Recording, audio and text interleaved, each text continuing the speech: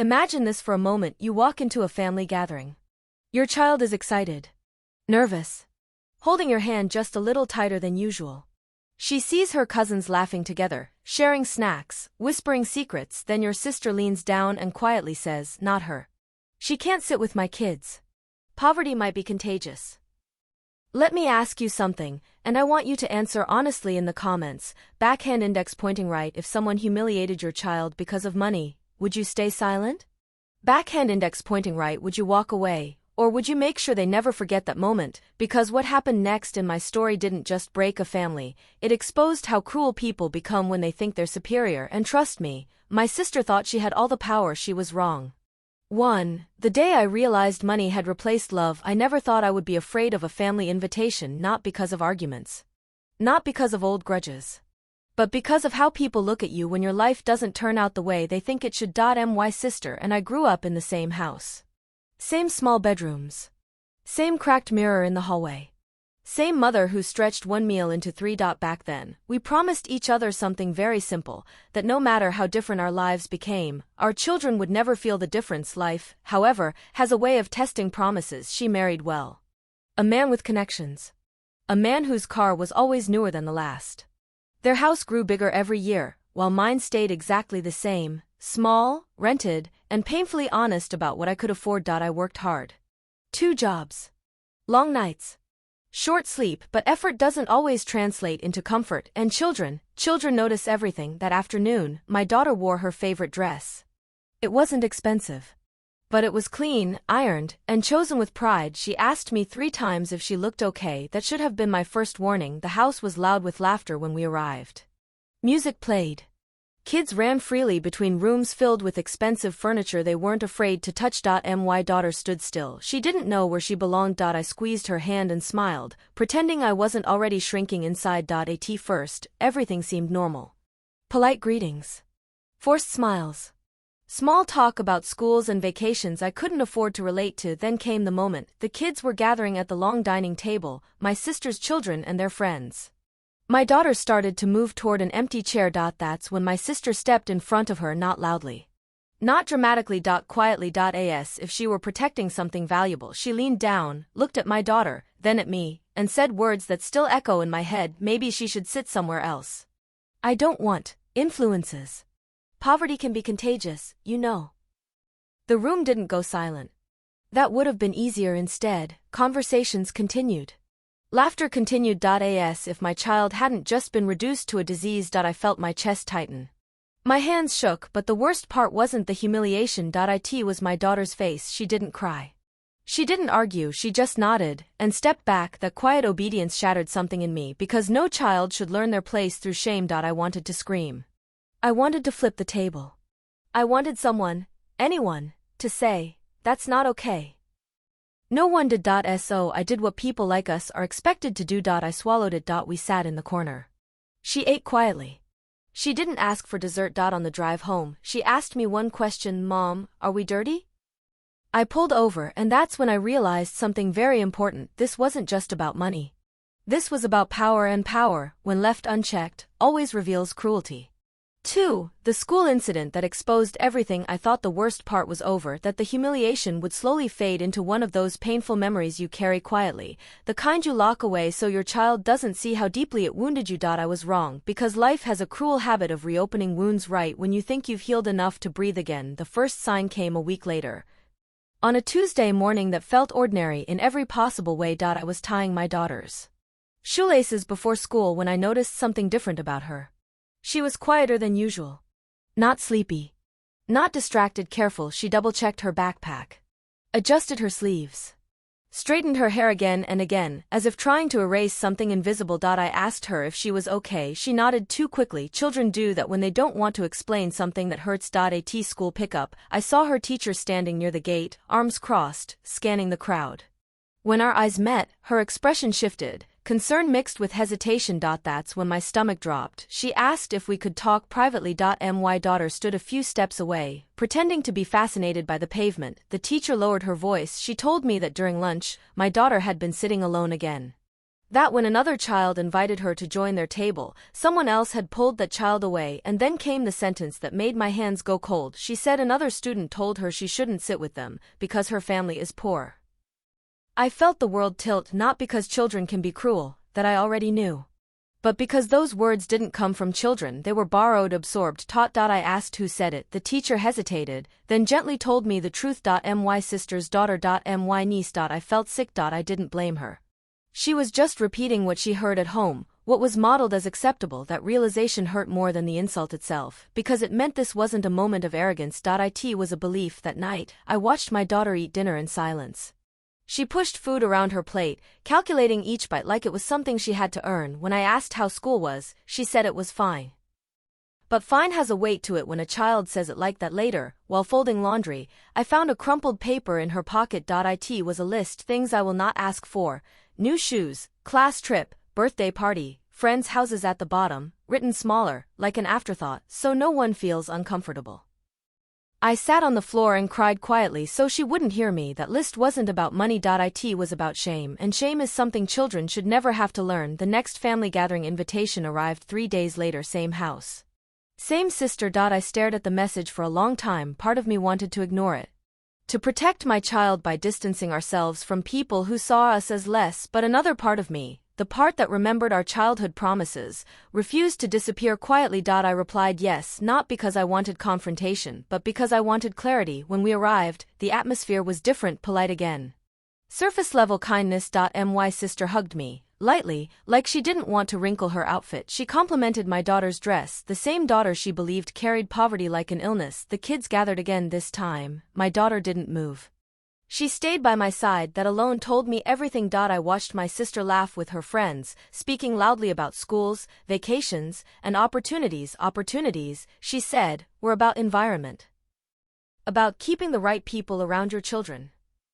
I realized then that this wasn't ignorance. It was fear that proximity to struggle might remind her where she came from. Later, while everyone was distracted, I pulled my sister aside. I asked her calmly if she had said those words. She didn't deny it. She shrugged, said she was just being realistic, said she wanted better for her kids. Then she said something that changed how I saw her forever. Struggle is a mindset.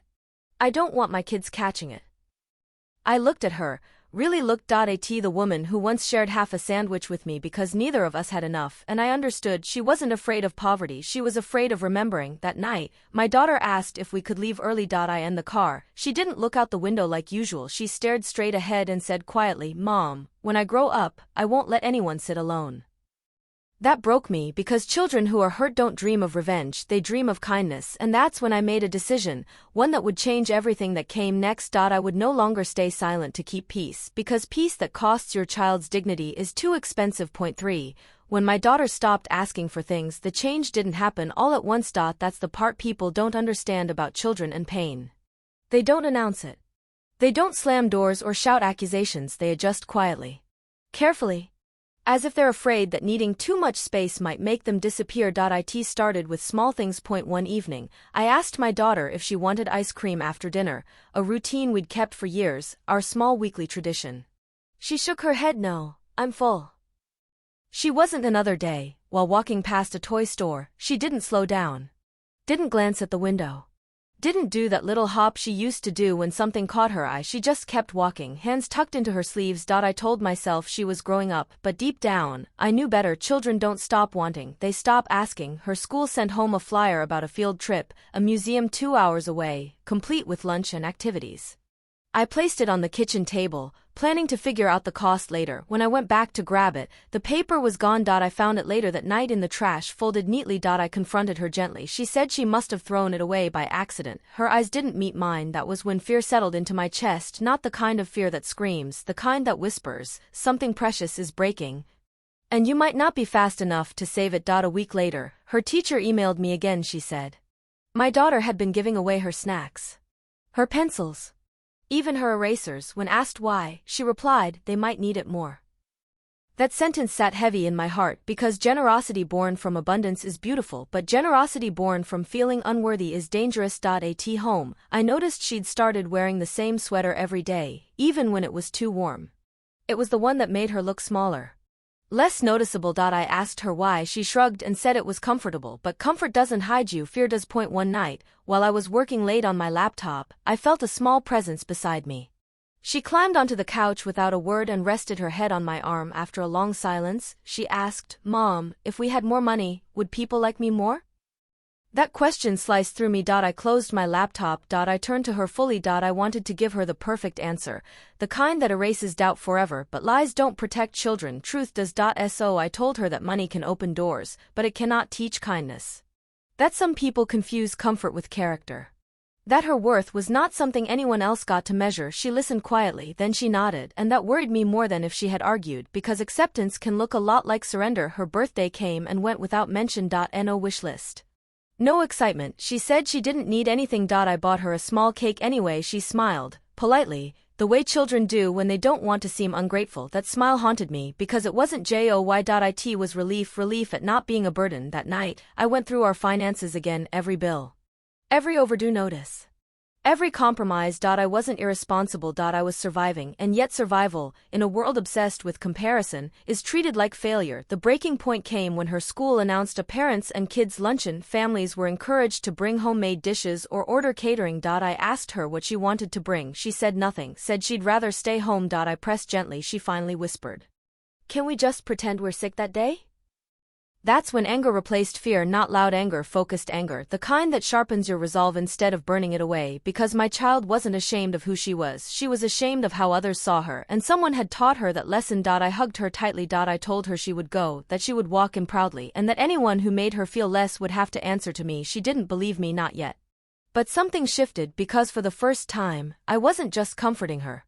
Pain. I was preparing to confront the source of it. That night, after she fell asleep, I wrote down everything I had stayed silent about, every comment, every look, every well-meaning insult disguised as advice. I realized silence hadn't protected us. It had trained others how to treat us, and that realization was terrifying, because it meant the next chapter of our lives would require courage, the kind that costs relationships. But I was done teaching my daughter that dignity is negotiable. I would rather lose family than lose her sense of self, and soon everyone would see exactly what that choice meant. 4. The family secret everyone ignored. Families are strange that way. They don't just hide secrets, they organize their lives around them. I had known for years that something about my sister's perfect life felt rehearsed, like a performance polished too carefully. But I never questioned it out loud, because in families like ours, silence is currency. And asking questions costs more than most people are willing to pay. The secret revealed itself slowly, the way rot does, not with noise, but with a smell you can't ignore once you notice it. It began with my mother. She started calling more often, not to ask how we were doing, but to remind me of gratitude. She'd say things like, "You should be thankful your sister includes you at all," or, "People work hard for what they have." Envy poisons families. I never mentioned envy, not once. That's when I realized something important. They weren't responding to my words, they were responding to their fear of exposure. One afternoon, my daughter was at a friend's house, and I stopped by my mother's place unannounced.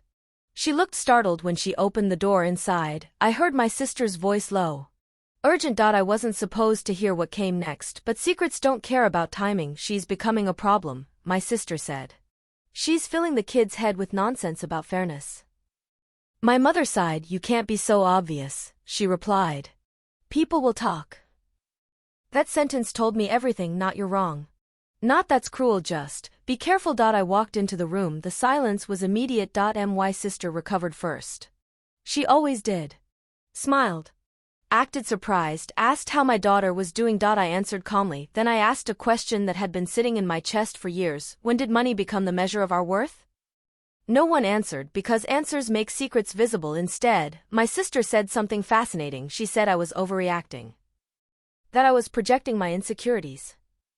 That phrase, projecting insecurities, is often used by people who don't want to acknowledge the damage they caused. I told her about school, about the lunch table, about the words her daughter repeated for the first time. She looked uncomfortable, not ashamed, cornered. She said children misunderstand things.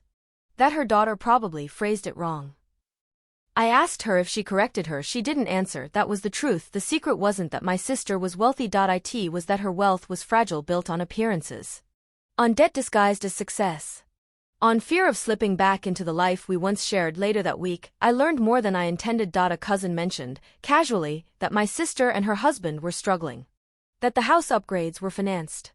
That the vacations were paid with borrowed confidence. Suddenly, her obsession with distance made sense. She didn't want her children near struggle, because struggle reminded her of reality. That night, my daughter asked why Grandma seemed angry lately. I told her something I wish someone had told me earlier. Sometimes people protect their image more fiercely than their family.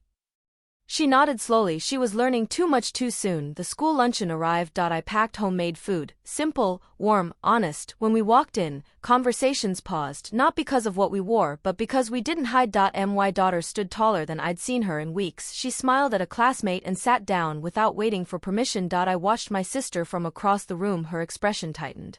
Because the secret was cracking, not loudly, publicly, and that's when I understood the real danger of speaking up. It doesn't just challenge cruelty. It threatens the story people tell themselves to survive. By the end of the luncheon, whispers followed us, not about poverty, about courage. That evening, my sister sent me a message, short, carefully worded: "We need to talk. This is getting uncomfortable."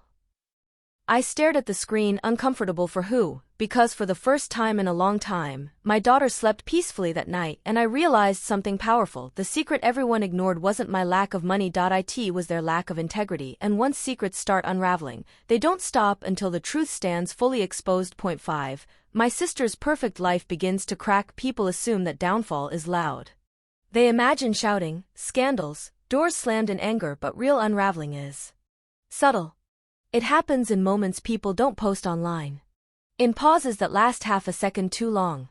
In smiles that arrive late and leave early. That's how my sister's perfect life began to crack. It started with small inconsistencies. She stopped hosting gatherings as often. When she did, they felt different, carefully curated, like she was afraid of someone noticing the seams. Her laughter sounded forced. Her confidence, rehearsed. I noticed how often she checked her phone now. How her husband spoke less, smiled less, and drank more. None of this made me feel victorious. It made me tired, because when someone builds their identity on being above others, the fear of falling becomes unbearable. Point 1. Afternoon, my daughter came home from school smiling, a real smile, the kind I hadn't seen in months. She told me she'd been invited to sit with a new group of kids. That no one asked questions about clothes or lunches. She said something important: "They don't care about what we have. They care if I'm nice."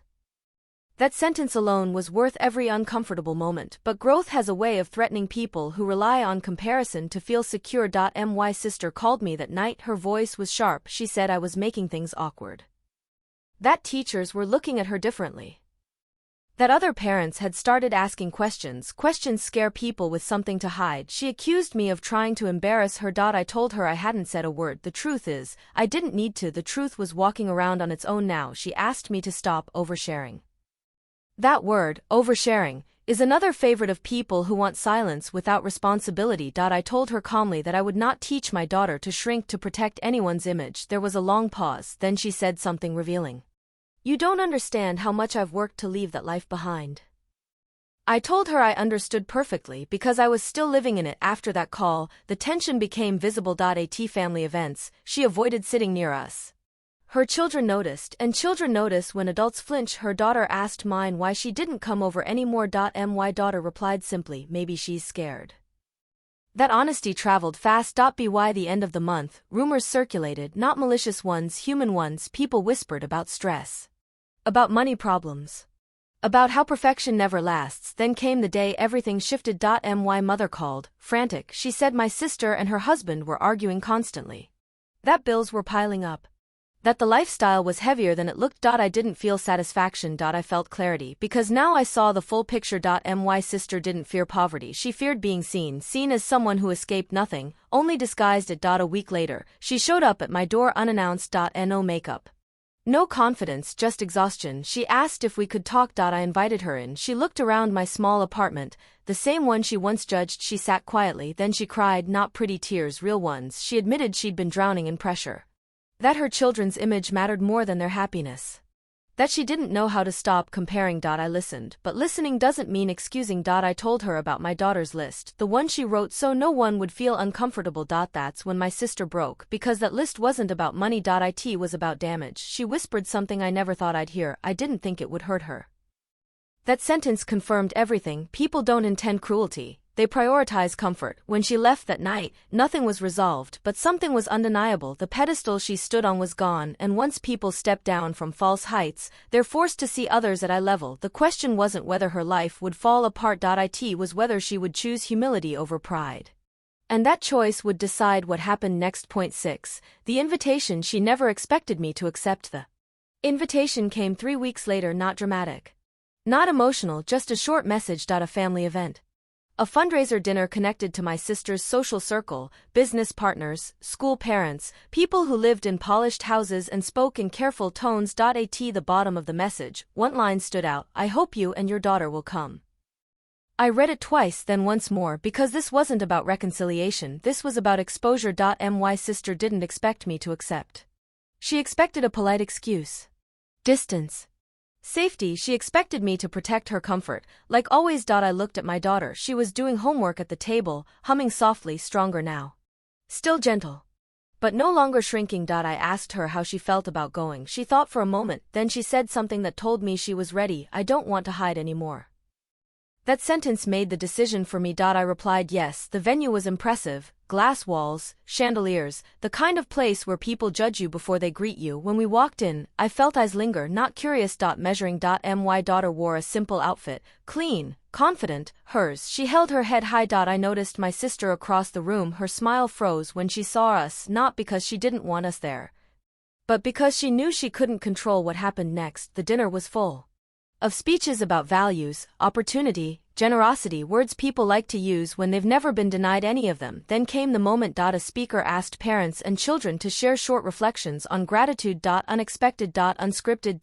My daughter raised her hand. I felt my heart stop. She walked to the microphone slowly. No fear, just honesty. She spoke about kindness, about how being included feels like warmth, about how sitting alone feels cold, even in a full room. No names, no accusations, just truth. The room went silent. I watched my sister's face. This wasn't humiliation, this was reckoning. When applause came, it wasn't polite. It was real. Afterward, people approached us not with pity, with respect. My sister didn't speak to me that night. She didn't have to. The message was delivered. That invitation changed everything, because for the first time, we didn't enter a room trying to belong. We entered knowing we already did.